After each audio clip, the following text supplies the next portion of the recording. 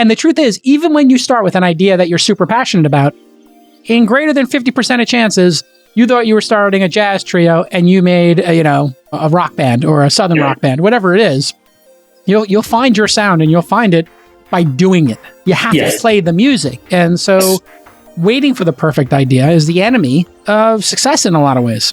Yeah, and waiting for the perfect idea is actually the barrier to finding the perfect idea. And finding even the perfect better idea happens after you start. Once you come into contact with customers in the market, you work together, and you start. I love your analogy. As you start playing, is when you kind of really discover yourself and what's out there. This Week in Startups is brought to you by Vanta.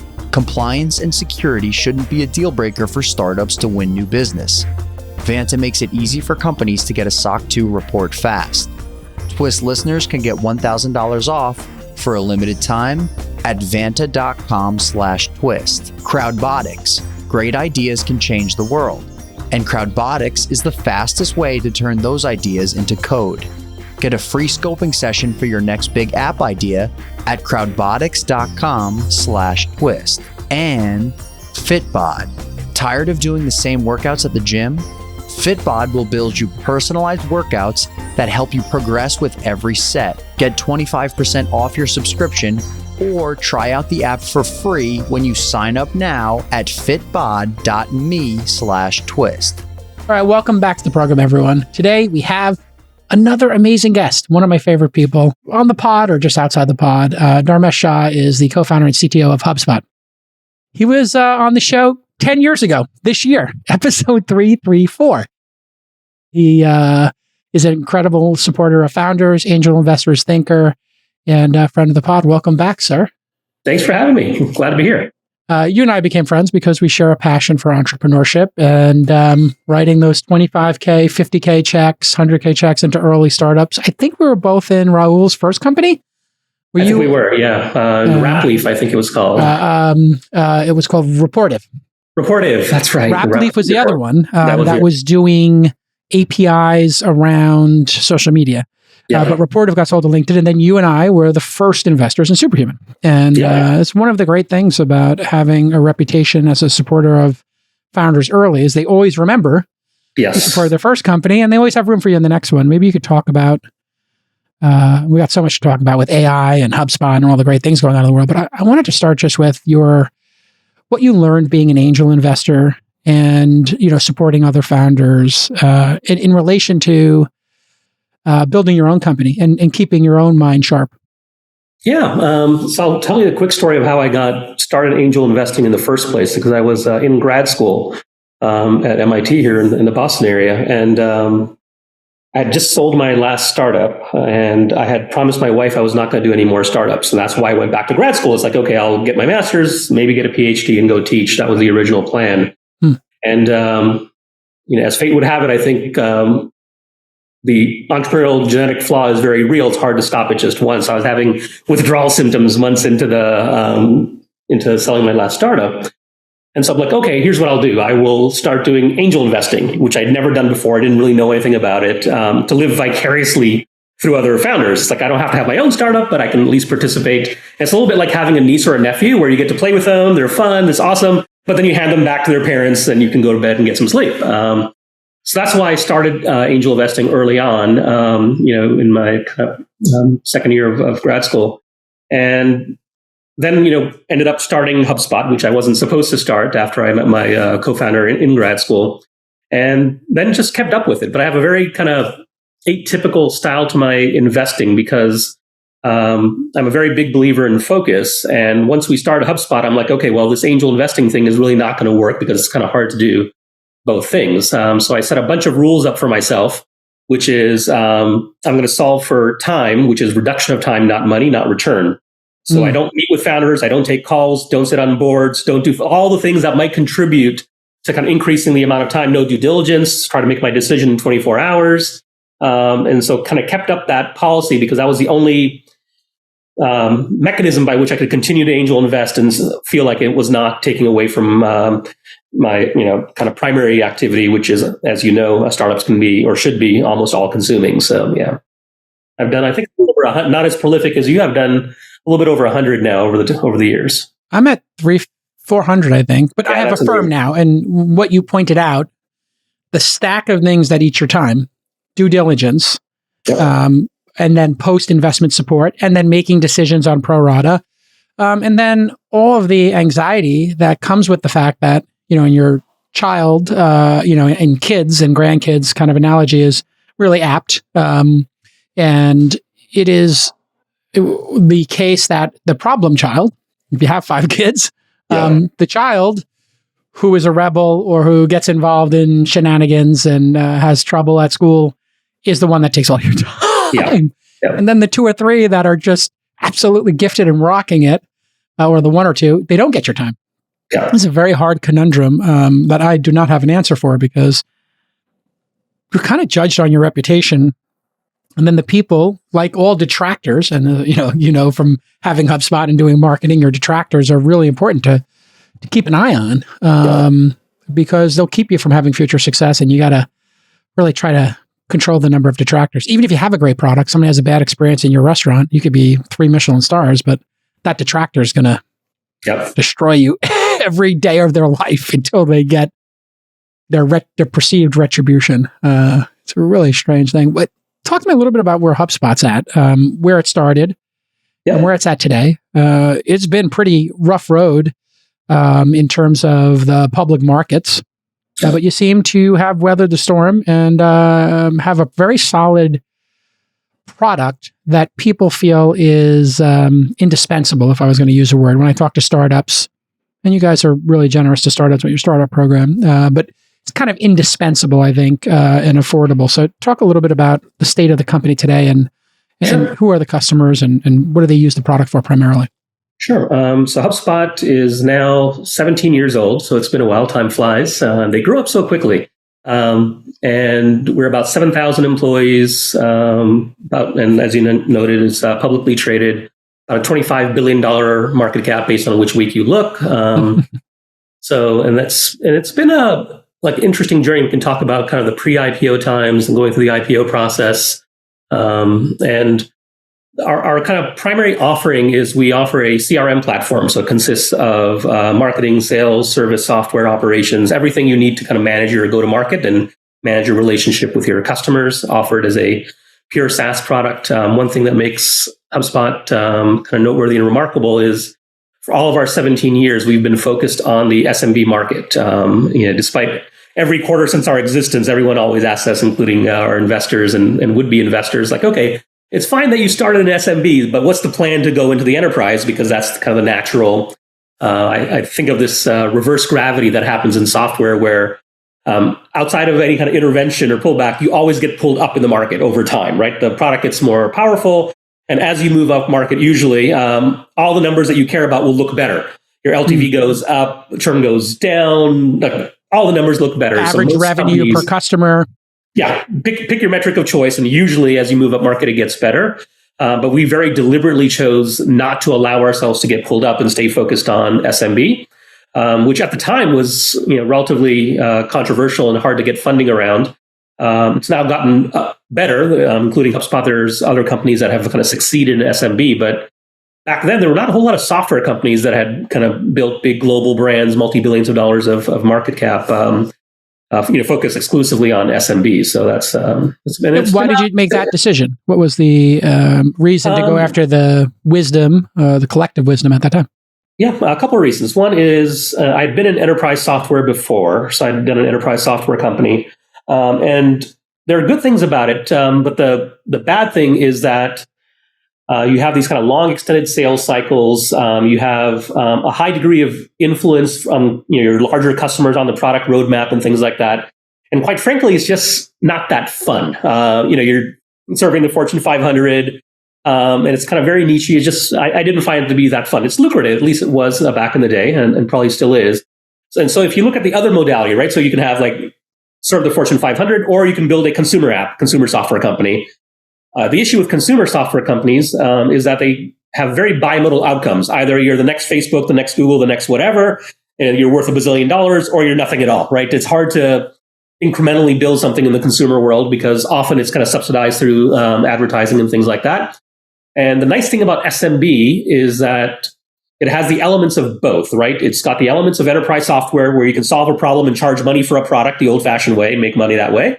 But it's got the scale of consumer where there's millions of businesses out there. You don't have revenue concentration. You can control your destiny. So once you sort of figure out how to make the physics and the math work, it's actually a fun kind of business to run and grow. That's kind of part number one. That's the kind of analytical side of me saying this is a reason to be an SMB. The emotional side of me is we thought there was an underserved market. Both my co-founder and I are kind of champions of small business, hence my kind of startup investment activity. And there are enough companies catering to the Fortune 500. Those folks will always have options. We wanted to create something that helped, like in our kind of early version was primarily marketing software, which is, there's this new thing called the internet and every small business should be benefiting from it. And not enough were. So we're like, how do we democratize access to this kind of new technology? How do we educate? How do we build products that are easy enough to use for people to kind of benefit from this thing called the internet? And we've kind of stuck to that mission for all 17 years, which is, how do we help millions of organizations grow better using the internet and using whatever technology happens to be available at the time. If you're a SaaS or services company that stores customer data in the cloud, then you need to be SOC 2 compliant. You knew that, from a third party. And you need that third party to close big deals. And if you want to get compliant easier and faster, you need to use Vanta, V-A-N-T-A. Vanta makes it so easy for you to get and renew your SOC 2. On average, Vanta customers are SOC 2 compliant in just 2 to 4 weeks. Compare that to 3 to 5 months without Vanta. And Vanta can save you hundreds of hours of manual work and up to 85% of compliance costs. This is a total no-brainer. And Vanta does more than just SOC 2 compliance. They also automate up to 90% compliance for GDPR, HIPAA, and more. You can't afford to lose out on major customers. We all know that. Listen, it's a hard year. Last year was hard. You can't lose those major customers because you don't have your compliance dialed in. Just work with Vanta. Get your compliance automated and tight is right. Lock down those big deals. Here's the best part. Vanta is going to give you $1,000 off. That's 10 hundies. Get $1,000 off at vanta.com/twist. That's vanta.com/twist for $1,000 off your SOC 2. It's also a huge blue ocean. People don't want to take on the small players because it's not enough revenue. So if given the choice, right, if you can have 1,000 people, 1,000 seats or 3 seats, well, you're going to play for the long ball and try to spend the extra 6 months to get the 1,000 seats as opposed to trying to get 333 people to sign up for 3 seats each. Yes. But man, if you do make it work, there's nothing like a startup that enable somebody to create a business. Shopify, eBay, Airbnb, Etsy. Yep. Gosh, even, to a lesser extent, Uber, DoorDash, like people create, sort of micro businesses. These businesses are just amazing in terms of the amount of creativity, the people who you enable, because then that informs the product, doesn't it? People start using your product in ways that you probably didn't anticipate, and they are this incredible focus group. That's the great thing about having these really, what's the word? They're really scrappy. Yes. And so they're gonna give you some great ideas. I'm sure some of the best ideas have come from the customers. Most, yeah. So HubSpot has 170,000 plus customers now, right? And had we been in the enterprise market, that would have been more like 1,700, right? Like a multiple orders of magnitude difference. So we get all the and it's just a lot of fun because I'm a big believer in terms of product development, in fast iteration, short feedback loops, being able to act on things. And when you have thousands of customers, joining every month, you're able to then kind of get that feedback very consistently, get ideas in, kind of iterate on the product. You're not dealing with 6-month, 12-month sales cycles and figuring out whether something will or will not work. You can run better experiments. Just lots of positive to it once you can make the math work. And for all folks in the audience listening, if we were having this conversation, let's say 15 years ago, in our early years of HubSpot, I would say, okay, well, it still remains to be seen whether HubSpot's successful or not. And SMB is hard, so I wouldn't recommend it. Now I would actually recommend it because, especially as a startup, right? If you look, so in the kind of 90s and 2000s, when I first kind of got started in software and tech, enterprise software was on a relative basis relatively easier. But now we've gotten, I'll say, like a glut of products, very, very discerning buyers. It's hard to kind of make money and kind of get things through as it once was in the 90s. And so for a startup, it's like, okay, you're getting out. It's like, if it's going to take you 3, 6, 9, 12 months to kind of get those early customers, and you're trying to iterate and maybe pivot if you need to, doing that in the enterprise market is really hard. Doing that in SMB is much easier. And one of the reasons that made SMB so hard is that they were expensive to get to back then. Like, yes. It was just hard to reach them. How do you make the kind of LTV? You had to knock on the door, right? I mean, that was traveling sales. That was out, and literally that was actually the term. Now that I remember, you had inside sales and outside sales, and outside sales was knock on doors, and there were so many of them back in the 90s. It said, no solicitations, please. Do not come in here and sell something.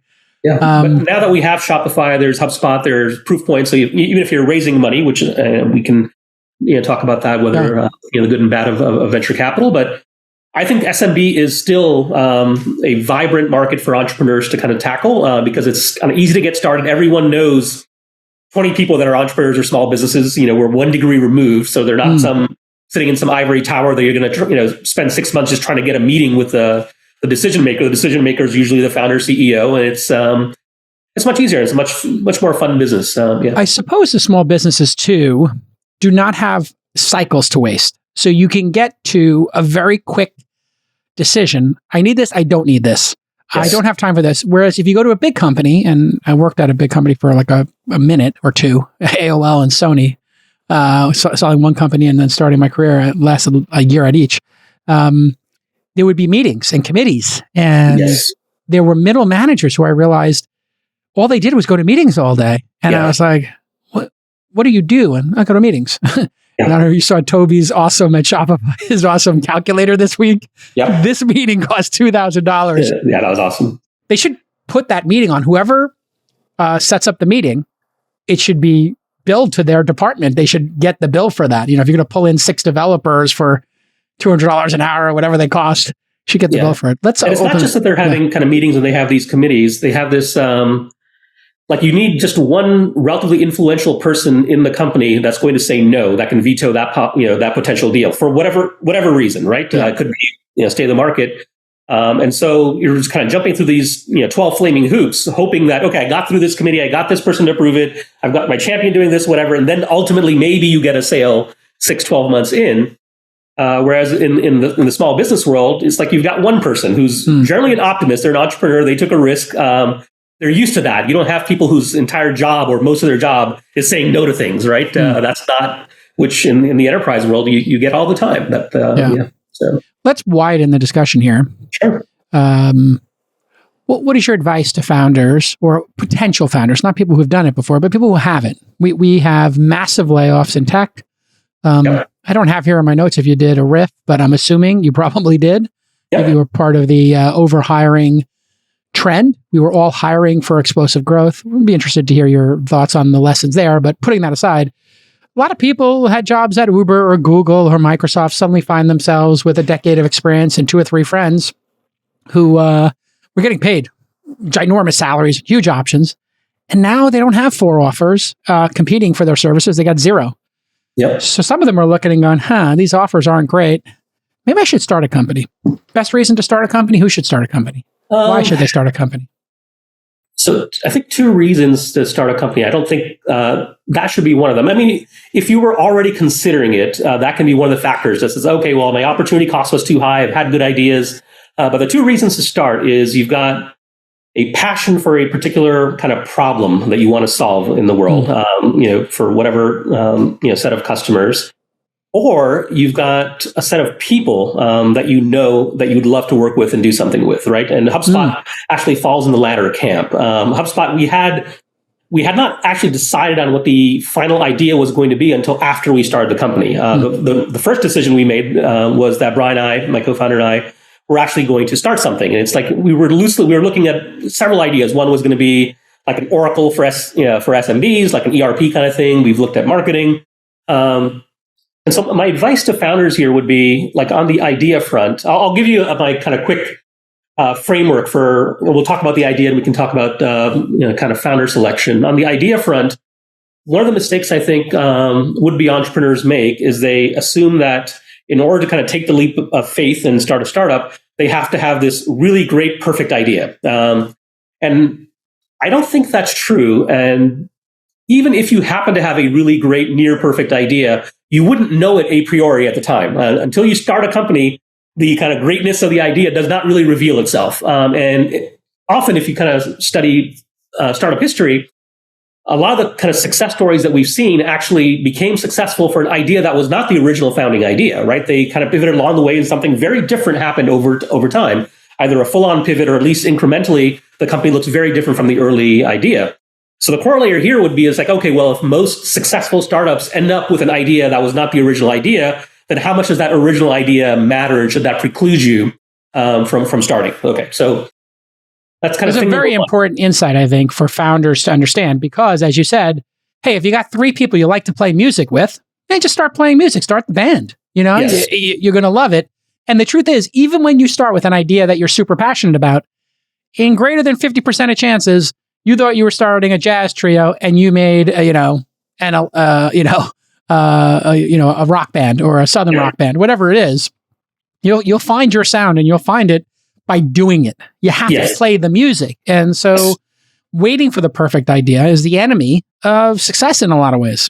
Yeah. Well, and waiting for the perfect idea is actually the barrier to finding the perfect idea. And finding even the perfect better idea said, happens after you start. Once you come into contact with customers in the market, you work together, and you start, I love your analogy, as you start playing is when you kind of really discover yourself and what's out there. So let's talk a little bit, I think, about ways I use to kind of assess an idea. And I think in frameworks a little bit. So there's, I think, 3 things to look at. And there's a common mistake that happens. One is the kind of potential that particular idea has. So let's say everything goes your way. It's like everything works. Like it's like, and you execute and things happen. What could this potentially be? What's the overall potential magnitude of the outcome here? And there's no kind of right or wrong answer, based on your, if this is your third startup versus your first one, things vary. But like that's kind of thing number one is what's the overall potential. The second thing is what's the probability of success of achieving that potential? How hard is this to actually execute on and get to the actual potential?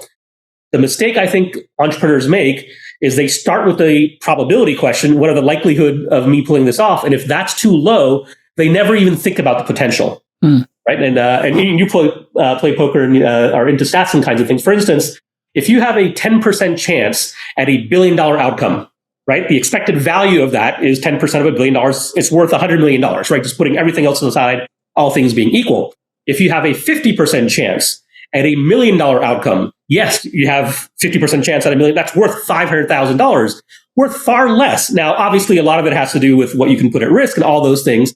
But all things being equal, just putting an idea aside simply because the probability is too low is short-sighted. You should also look at, number one, what's the potential? And then the last thing is, to what degree do you have passion or proximity to this idea? Right? Don't just pick it based on those numbers to say, oh, I really have a passion for solving this problem, or I've been working in this particular area for a long time. I've got what I call proximity.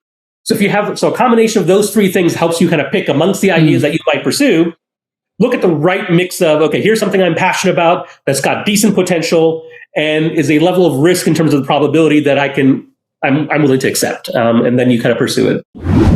All right. We all know the one thing that separates great startups from the good ones is product velocity. What does it mean? Product velocity, fancy term, right? You got your product and you got velocity, speed. The speed in which your product improves. So can you ship updates? Can you release new features? Can you do bug fixes? Can you iterate on the interface? Can you solve problems for your customers? And can you do it quickly? Because you're not alone. You have competitors and your customers have choices. They may solve their problems by writing their own custom code, or they might use your solution. This is what startups are about. How fast can you get that product velocity going? And so, how do you supercharge it? Everybody says, okay, yeah, we want to go faster, but you got to go faster intelligently. And Crowdbotics is going to help you do that. They're your CTO as a service. Basically, they provide you with the most optimal architecture to get your product to market as fast as possible. You'll have access to an on-demand product manager and developer talent, and they will help get your app into production 10 times faster than conventional development. Crowdbotics can work with your in-house dev team, or you can just have them work independently. and you own all the IP. You own all the source code. Let the folks at Crowdbotics supercharge your product velocity today. No more waiting. Get a free build plan at crowdbotics.com/twist. That's a $4.99 value just for the Twist listeners. You get that for free. That's crowdbotics.com/twist for a free build plan. It's such a great framework. I think one of the things I've seen over and over again is people will pitch me what is essentially a service business, maybe in a wrapper with a little bit of software or software-enabled services, whatever. And if you think about the expected value, something we talk about in poker, if I do call this bet and I do hit it on the river, or I do hit my magic card on the turn, do I get that person's whole stack? Do I get 3 people's whole stack? Is everybody going to come in? You really have to think about that. And what I tell founders, which is largely based on your framework here, is you're going to put in 60, 70, 80 hours a week for your startup. It's just the nature of it. It's going to be all encompassing. If you're an entrepreneur, you're going to put everything you got into it. If you put everything you have into a service business, you're going to get it to $10 million a year in revenue. If you put everything you got, into a software business or a marketplace or a fintech company, and pick a platform company, the potential revenue is billions of dollars. And there's just a natural cap to some businesses. You pick D2C, it's going to be a low margin grind. Yeah, sure. You get a Bowl and Branch once in a while or an 8 Sleep. There are outliers that can do it, but man, it's hard. And then I love yours passion and proximity to the idea. Yeah. And the other thing is, especially if you're early in your entrepreneurial career, let's say you're doing your first one, the other reason to kind of lean a little bit more towards kind of the potential for the idea is that you want several steps up to bat. So you may not get it exactly right the first time, right? But if you do a service business, you're sort of in there for the grind. You're going to be there for 5, 10, 15, 20 years. And that's sort of going to be it. Like, it's not going to probably die, right? It's going to make revenue. You'll have a comfortable living. But it's unlikely you're going to have this kind of breakout success, which is okay. There's nothing wrong with that.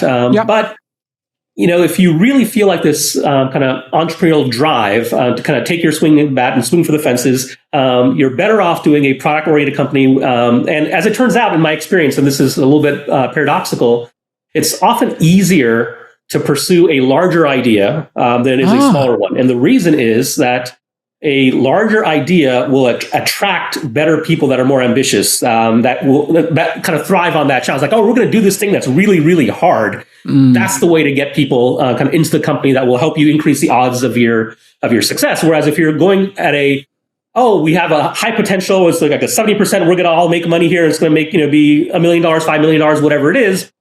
That's fine, but you're going to find other people that are kind of mitigating risk a little bit too early. So if you're kind of early in your entrepreneurial career, as much as you're kind of willing to stomach, I'd say take your shot, right? Like, and of course, and when you get to our age, you and I got the gray hairs coming in. You realize more and more that the finite commodity in the world is time, and you have a certain amount of time to get this done. And to just build off of our, jam band analogy here. If you say, hey, I'm looking for some studio musicians to play backup at the studio, and I'm going to open a studio and we're going to do backup musician, you're going to get a certain type of person, a conservative person who wants a steady salary. If you say, hey, I want to build the largest rock and roll band in the world and go on tour and do stadiums and have the number 1 hits, you're going to get people who are like, yeah, let's do it. And one group of people is going to write their own music and wants to write their own songs and own the IP and go big. And the other group wants to punch a clock and get out of there on time. And, the more I look at it, I feel like there are people in the world who are wired for either group. And a lot of the tension in our society that we see, the anti-capitalist kind of underpinnings that we see in the United States today, or clearly in Europe, or wealth disparity, a lot of it has to do with this live to work, work to live, or my life is my work. And this disconnect that people just don't understand, that for entrepreneurs, there is no other way. They have to be building something. They have to be the person playing lead guitar. They have to be the lead singer. They can't play any other role. You think that's right? Do you think like there's just different type of people in the world?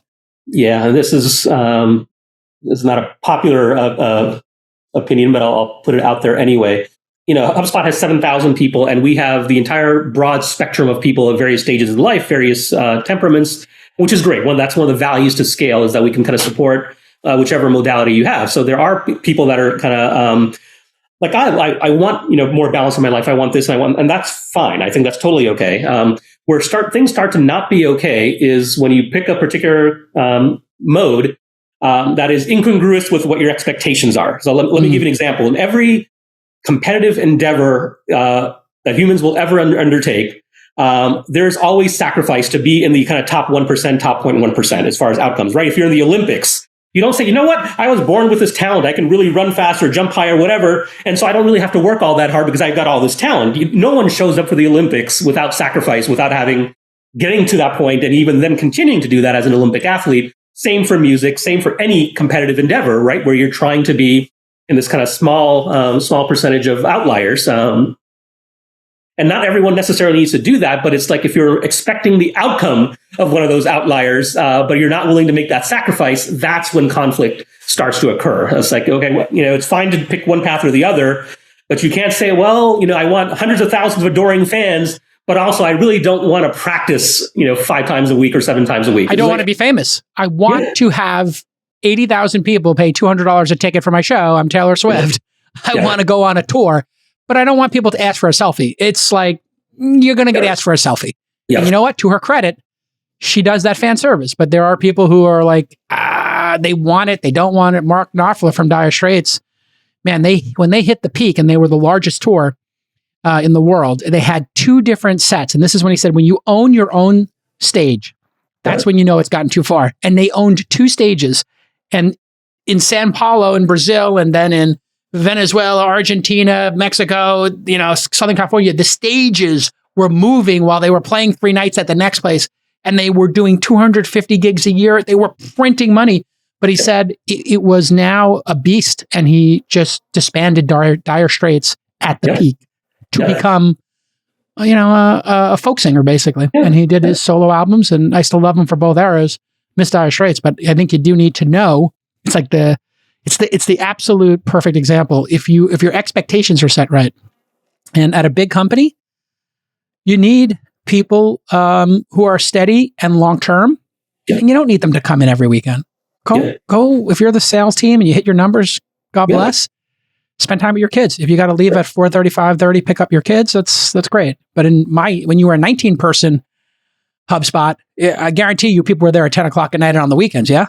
Yeah. Yes. And one thing to be clear on is that, I'm not like a big fan of kind of the aggressive hustle culture, right? It's like there are times where you need to kind of spike if you've got some deliverable, but that in my mind is not long-term sustainable. So, I've been an entrepreneur for 30 years now across now, HubSpot's my 3rd startup.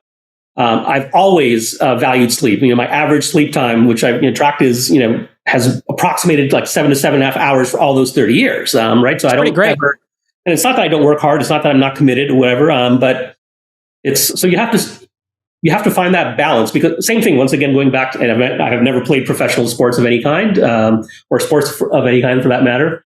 But Olympic athletes also recognize, right, that there's, it's unhealthy and they cannot sustain. It's like, they're not going to go practice, 14 hours for 8 days straight or whatever. It's going to harm their body. Diminishing returns.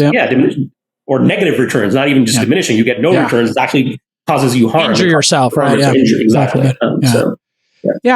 I have gotten wise about this in my older years. We're a 19-person company now for our investment firm that also does a podcast. And I tell everybody, if we want to be great, it's a fixed 50, solid 60 a week to be really great in venture, I think, servicing companies. But if you start getting to 70, 80 hours a week, you're going to resent the job. You're going to quit. Yep. So just, it doesn't have to be a marathon every week, but it's got to be a brisk pace. And then what I look at more is how responsive are you to the founders we invest in, when they need us. So if they call on a Saturday night or they have a term sheet on a Sunday, are you the type of person who will respond? Or do we leave them out in the cold on the weekend? And, the maturation I've had is not being resentful of people who don't want that. Yeah. It's informing people on the way in that that's how it is. Yeah. And there's 10% or 20% of people who want that. And then when I take those 20% of people in, half of them didn't realize they don't want it. Yeah. And so you keep half the people you hire. And I think that's probably, okay. Do you worry in society right now about the sort of anti-capitalist kind of sentiment going on here and this bifurcation where, you and I grew up. We're both, I think, exactly the same age. I was born in 1970. I have a 30-year career as well. So what year were you born? 67. Okay. So you were like literally within 3 years of each other. And we grew up in a time when we were in our teens where Steve Jobs and Bill Gates and Mitch Kapoor and just like, it was incredible. Like these were incredible entrepreneurs crushing it, and they were idolized and studied, and it was the best of America. And now we're in this weird place where it's like, the standard of living is better than it's ever been, but you won. So somehow you either cheated or you don't deserve it. And we have to sort of maybe vilify people who succeed. What do you think about all this? You concerned you at all? It does. I think it's very real, that kind of divided culture. We've seen that show up in all sorts of different places. But like the optimist in me believes that over the fullness of time, that we go through these cycles, and that we will, as a society, kind of figure out that, and maybe this one's lasting longer than anyone would have liked, but that there is a truth function at the end of it all that says, like, here's the thing that makes sense. Is as a species that likes to achieve, likes to produce, likes to progress, like, here's what that means. And for those that are against capitalism, we've tried a bunch of other possible systems. I'm not particularly politically savvy, but they haven't really worked, right? So it's so anyway, I'm a big believer, and this is just my kind of innate personality. Is I'm a builder and like to build things, and I think. Yeah, society will value that. It's right now. It's an odd time in the world, and I'm isn't it? It's very strange that so much tension, and I think it does not need to be that way because objectively, the standard of living has just increased. The sense of safety, actual safety in the world. If you read Steven Pinker's work, is just your chances of being murdered or attacked and violently dying or being incarcerated unfairly. We know of all the cases when it does happen, and we put them onto social media, it becomes the number one story of the day. Yeah. So our brains are now getting programmed to see all the horribleness in the world, the edge cases, essentially. And we just don't see the average case, that, the incredible bounty we have, and that things just keep getting better and better and better. Yeah. I met Steven Pinker, I think earlier this year, a small gathering. And so for those listening, once again, read Pinker's Enlightenment Now. If you really want to kind of understand objectively why we should be optimists and feeling positive about where we are versus where we used to be. That's a very good, well thought out book on things are better, like as much as they may seem like they're not. So yeah, I just think it's the media, both social and mainstream, that has just taken us down this terrible path where you doom scroll and you see all the bad things, and your feed is people fighting on the street or Karens ratting out people and social injustice and everything, and you just believe that's the default state.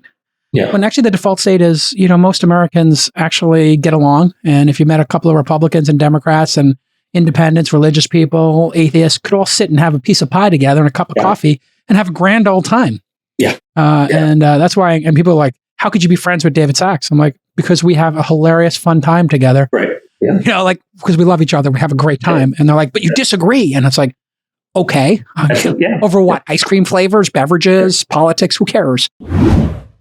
All right. I've been on a health kick over the past year, and I care about data-driven solutions. And if you listen to this podcast, I bet you do too. So let me tell you about Fitbod. This is a data-driven workout app that blends machine learning with exercise science. Fitbod creates custom dynamic workouts programs based on your fitness goals, your experience, and most interestingly to me, the available equipment. Let's say you got a bunch of kettlebells, or let's say you're at some, sparse gym at a hotel, or you're on vacation, you got nothing.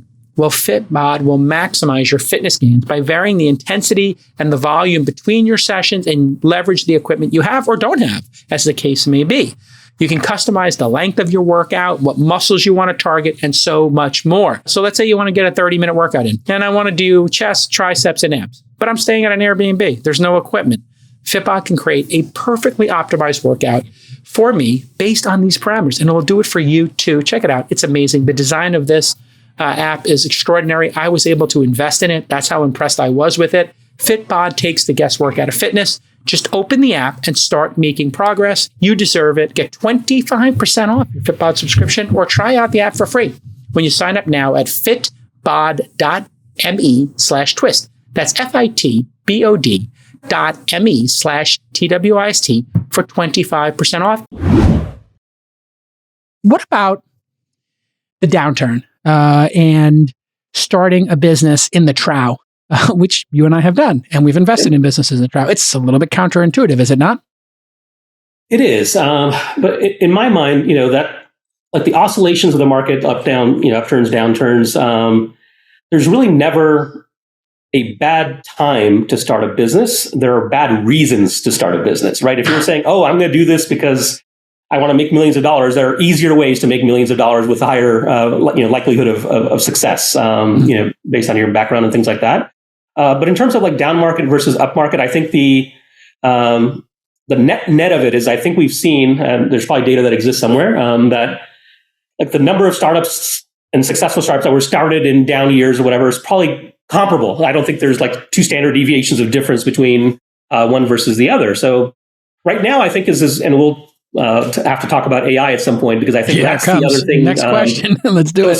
To me, it's less about the economic kind of movements and the fluctuations which we see, because in the downturn there are bad things, right? It's like, obviously, it's like things are hard. Customers are hard to get to. People are not spending money. People are tightening their belts. There are austerity measures being put in place. People don't want to spend money. But on the positive side, right? Yes. It's, rents are cheaper. Access to talent is more readily available. People that may never have considered joining a startup because they work for Facebook or whatever now would do that. So the pool of talent that you have available to now is much better than you would have had in a kind of booming up economy. So we'll stipulate for now, and I could be wrong, that those things kind of cancel each other out. I would agree with that. They balance each other out. Yeah. Well, yeah, it's.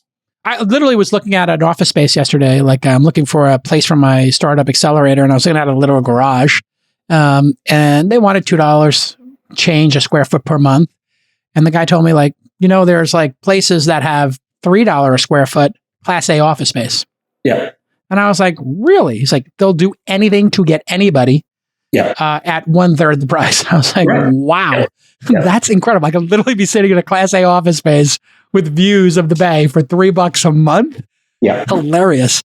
But yeah, you're totally right. And then AI puts this huge wrinkle into it. What's the number one impact AI is going to have on running a business in your mind? I think it's going to have positive impact, because as technologies in the past have done, anytime we've seen kind of major shifts in the kind of technology paradigm, it basically lifts productivity. It allows us to, quote unquote, produce more, build more than we were able to do before. So I think it's going to be kind of a net boon. I think in the short run, it's going to, as things have done in the past, create some pain for pockets of people and pockets of businesses. But on the whole, I think it's going to help. I think it's sort of like, when computers first came along, there were a lot of things that went from kind of manual to being digitized. It's like, oh, now I can do this. I have something called a spreadsheet that lets me, as an accounting person or whatever, do things much more productively. So I, possibly need fewer accountants. We'll come back and talk about that. The internet came along and opened up another kind of pool of things that could be done now that weren't possible when everyone wasn't connected. And I think AI is another thing sort of like that, which is it kind of amplifies what can be done and the kinds of things we can automate. And to me right now, it's less about kind of automating people away. It's about automating tasks.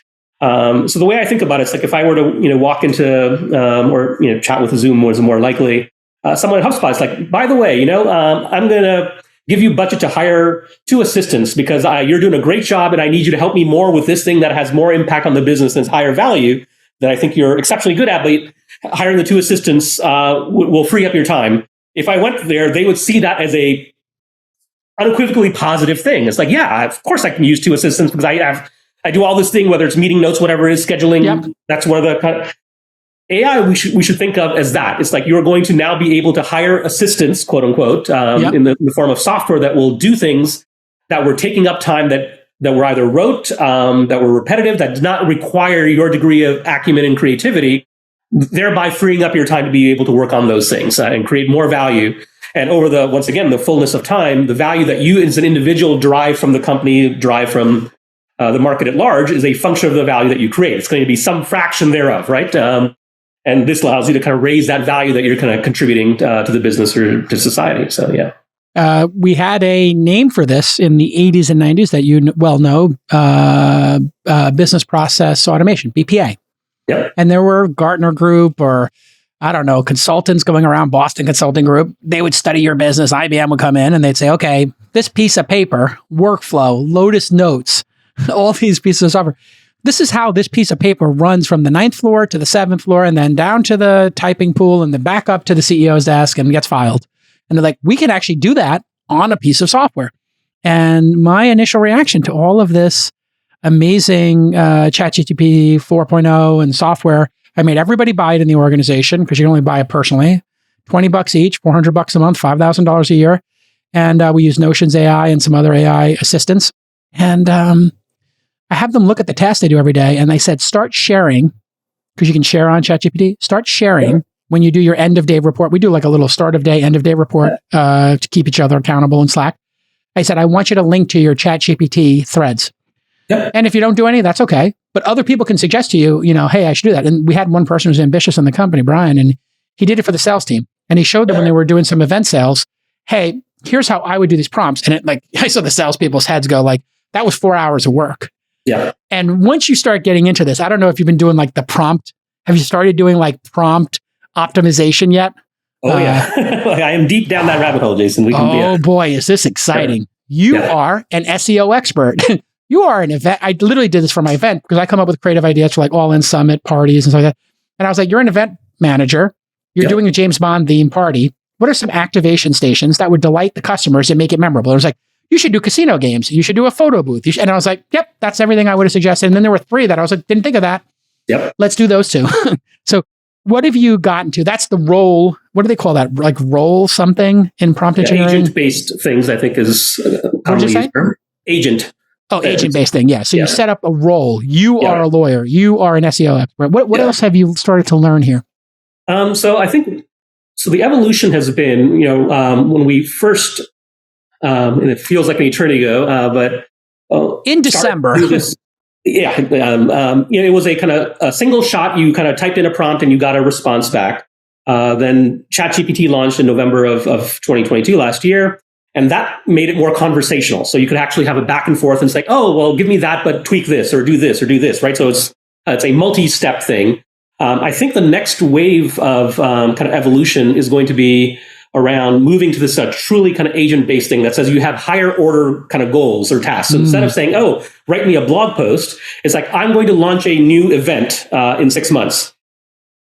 So it can then functionally decompose that task and say, here's the thing I'm trying to do. Okay, well, in order to do that, we need a social media strategy. We need we need a website. We need this. It's like, okay, for a social media strategy, we need these 5 things. We need to figure out which channels, whatever. Now we need a calendar that it's like, it can continually go down and over time.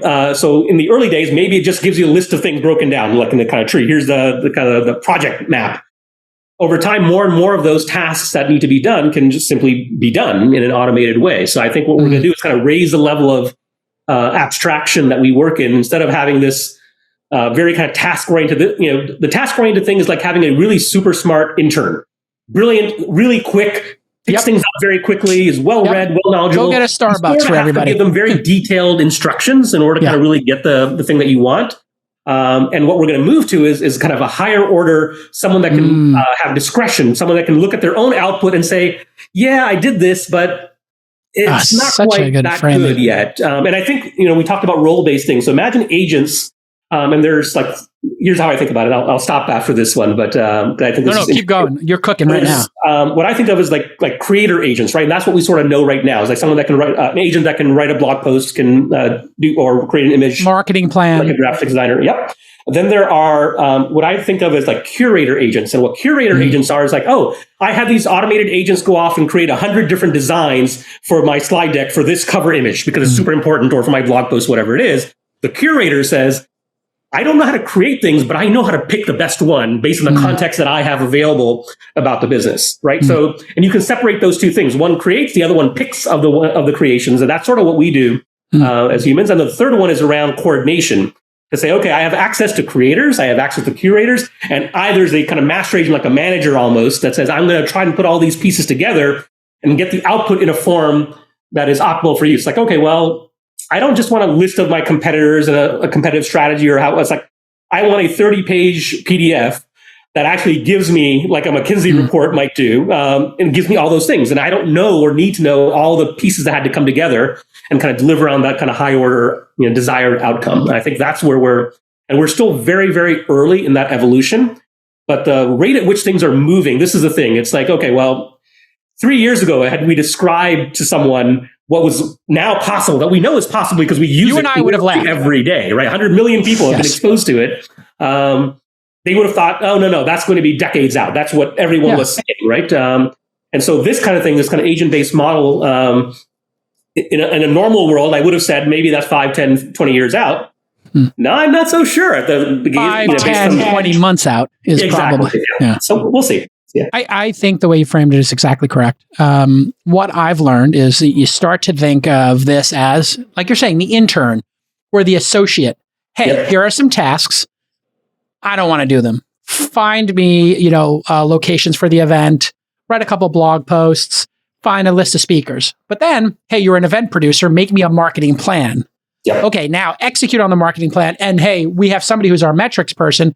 Look at the signups, look at the data, and tell me when we look at that data, how we should change the marketing plan. Yep. So now we're at a different thing. The data is coming in and it's reacting to its own marketing plan and learning. And when we get to that phase where you have multiple agents, as you're sort of envisioning here, which I think is next year sometime, now everybody in the organization's job, I would say between 30 and 75% of what people do on a task basis gets abstracted away. You think I'm about right in terms of percentages? You're probably right. Either on the percentage or the timeline, maybe both. We'll see. It's moving really quickly. So one thing I think, in terms of like the here and now, the stuff that's already here and already happening. So right now, a lot of the excitement in generative AI is around, because of the word generative, around generating things that are meant for humans. It's like, oh, I'm going to generate a blog post, I'm going to generate image, I'm going to generate audio, video, whatever it happens to be. And that's where 90% of the kind of energy and excitement is. I think 90% of the opportunity is around generative AI models being used to generate things that computers will actually use, not humans. What I mean by this is that for the entire history of the software industry, that as long as I've known it, which has been a long time, most software companies will say, oh, we create like easy to use, simple, intuitive UI, right? That's WYSIWYG, yeah. Will say that. And the truth is, it's not intuitive at all, because every piece of software that has existed, it's like, okay, well, you have the thing you're trying to do in your head that says, oh, I want to do this in Photoshop, or I want to do this in HubSpot. I want a report of all my customers last quarter from Europe that spent more than $5,000, whatever it happens to be. You have to take that question that you have in your head, your intent, and translate that into a series of clicks and drags and swipes and touches, and you have to have some knowledge of the software that you're using. That's not intuitive at all. No. What generative AI now makes possible for the first time in human history is to compress that gap. So right now, most software works in what engineers would call an imperative model. That you go step by step. It's like I go to this screen and I then type this in and I click that button and I drag this over here, and then ultimately I get the thing I'm looking for. That's the imperative model. Step by step, here's what I'm going to need to do. Generative AI makes possible a declarative model. A declarative model says, just tell me what you want. I want a report of all my customers from Europe that spent more than $5,000 last quarter. And you express that exactly as it's in your head, and you just type that in or you say it, doesn't really matter. And now the software can produce that outcome because it can take that natural language, translate it into effectively code. So imagine you have a really smart, super capable developer just sitting at your beck and call. It's like, oh, just write the code for me. I don't know. There's a 10x developer next to everybody's desk. Do that and then run that code in real time. It's a single use, one time. So every prompt that you type in is an on the fly app being generated effectively and then run in real time that gets the data you want and gives it back to you. And that's the world we're living in now. That's the thing I'm kind of personally very excited about and working on myself. So you're writing code yourself, I hear. I am. Every night until 2 a.m. Every night. I'm so excited. Wow. The most excited I've been about anything work related. It's so interesting. I am doing a secret project at inside.com. I won't talk about it, but it's my newsletter business. I'll talk to you about it offline and get your thoughts. And I am super engaged. I'm like hanging out with 5 or 6 developers and I'm doing crazy prompt engineering. And I'm like, how is the news business going to change? I'm like, I have some ideas. You start thinking about agents, you start thinking about journalists and fact checkers and all this stuff. Like you start to think, maybe AI on news could do some good in the world. And let me see how I can make people even faster and better at all of that. And the thing that I find super exciting, I'm sure you do as well, is internally, I've asked people before we write a job rec, I want to see how much of the job could be done with software, specifically AI. Yeah. And then let's look at everybody's job in the company. And if everybody gets 30% better a year, but 30%, that means every 2 years, you've doubled your staff, right? Because the rule is 72, if you know, compounding interest. So that to me is going to lead to an efficiency in organizations. Like you mentioned earlier, like cloud computing added, you don't have to rack and stack, or WeWork, you don't have to get a huge lease and put a letter of credit down. You don't have to write the Twilio API if you want to do stuff. You don't have to write a storage. You don't have to put up storage if you use S3 or whatever. It's kind of really interesting to me, the efficiency that could be coming from organizations that embrace this. So are you seeing something similar? I think that should make us optimistic. And this is, so imagine we woke up tomorrow, and this is actually true, and all the developers at HubSpot started using GitHub Copilot and were, let's say, 25% more productive. Does that mean we're going to hire 25% fewer developers? And the answer is no. If all of a sudden salespeople became 25% more productive, does that mean HubSpot hires 25% fewer salespeople? The answer is no. Actually, my inclination to hire developers that are 25% more productive than they are now, I would hire more developers because the opportunity is out there. Same for sales, same for most things, because there's not a finite opportunity that you're dividing up between the humans that are available. It's like, the only reason we have X number of developers is in order for me to get a return on that developer time based on their costs, I'd have to produce Y amount of software or make Z number of sales for salespeople. If I can drive that efficiency up, I think it increases our investment in humans that can do those things because those humans are more productive and more efficient. That's why. You would feel more confident hiring the next 10 developers, knowing you're not going to have to sort through them, monitor them to make sure that they actually get enough done, or the salespeople. Even somebody who maybe was a little bit of a neophyte or a little bit more green as a salesperson, I think they quickly catch up, right? So I think what the margins are on business is going to be pretty phenomenal. And the number of people it takes to start a company, and therefore the number of long tail opportunities. Like, did we ever think there would be a market for a meditation app? Calm.com is, people don't know this, my return on Calm.com, because I own over 5% of the company, will be greater than my Uber return, even though Uber's 50 times bigger because I own so much less of Uber. And you start looking at, like, could a meditation app ever be built? Not before Web 2.0 and the App Store. Yes. Now you think, well, what's further down, the long tail? Like the pickup, the golf app, whatever, paddleboard app. There are so many great ideas there that could become a $10 million or $25 million business that we would never pursue as venture capitalists or investors.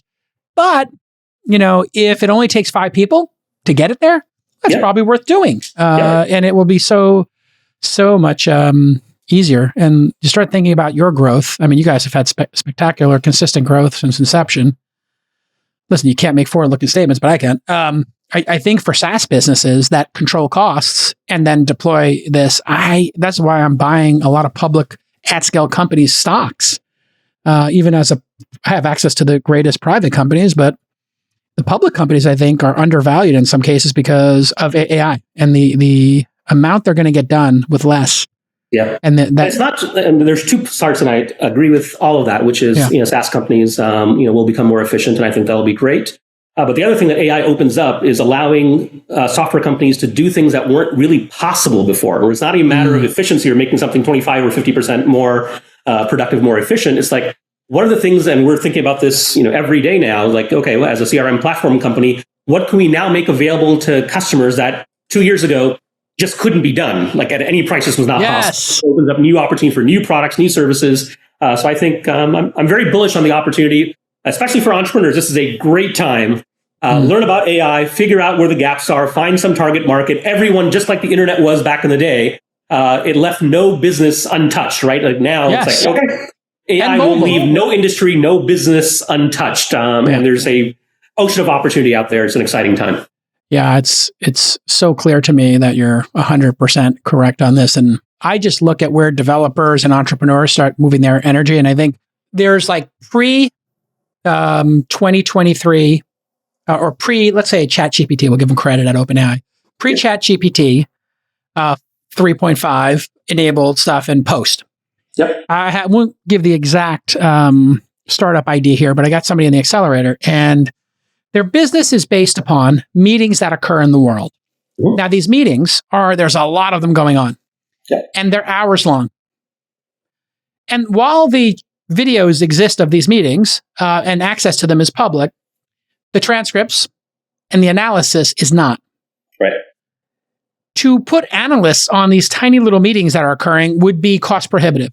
There's no way you would ever do it. And just even the transcribing it. Or I was pitched a couple of years ago, somebody said, hey, I can take This Week in Startups and I can dub somebody speaking Spanish and have somebody, play the character, of Dharmesh, and we'll have a Spanish speaking one. And it was like, it's going to cost $1,000 an episode, $2,000 an episode. I was like, yeah, not economically viable to spend $1 million a year on that or whatever. Just got a startup. That's doing it. Yep. They're like, yeah, it's going to cost about $50 an episode. To just do a little polishing or whatever, and that'll be $5 next year.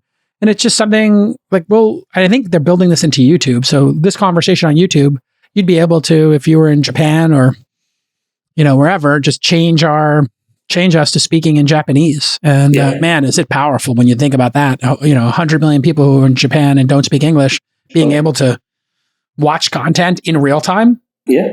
And then looking at, from the business owner's perspective, from your perspective, it's like now it takes the existing investment you had already made in creating content and now amplifies the value of that content, right? At marginal cost in the grand scheme of things. It's like, oh, I've already done all the hard work. I've had the guests on. I've done the thing. I've done the prep work. Here it is. And now I can make it available to a global audience, and global, not just in the sense of language, right? Because the way these LLMs are headed, you can say, I want it culturally appropriate for this particular context, right? Sure. It's like, okay, when the examples are there, instead of just translating word for word what the language is actually saying, let's come up with local sports team examples. Let's come up with this versus something else, right? Like we can now kind of personalize for an audience of one, which was just not possible economically before, but it's... Well, and you think like a lot of times on the podcast, I'll explain what CPI is, right? Or I'll explain what SaaS is. But on This Week in Startups, I don't explain what SaaS is.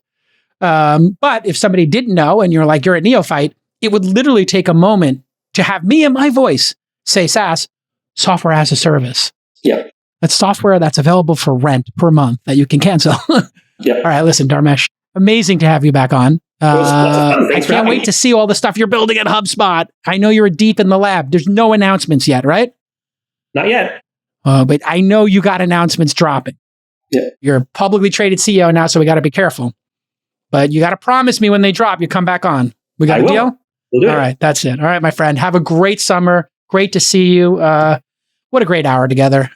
Congratulations on all your success. And just thrilled to have you back on the pod. And I cannot wait. If you don't use HubSpot, you're probably not running a business, certainly not a startup. And just thanks for how gracious you are to startups. A lot of my startups are in the startup program.